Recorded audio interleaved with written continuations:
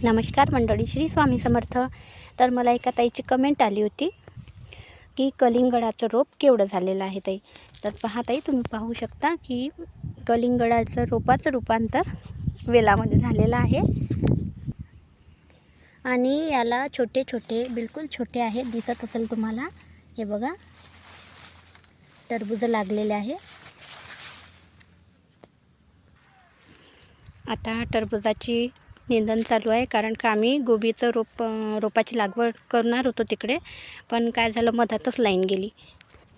मग म्हटलं लाईन गेल्यावर जर रोप लावलं तर आता सुकून जाईल. उन्हाचाही तडाखा खूप वाढलेला आहे, म्हणून मग आता यांना निंदायला लावत आहे. टरबूजात पण खूप सारा कचरा झाला होता. आता तर काही लाईन येण्याचे संकेत दिसत नाही आहे.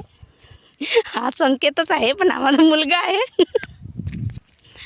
म्हणून आम्ही आता निंदनच लावलं मग टरबुजामध्ये.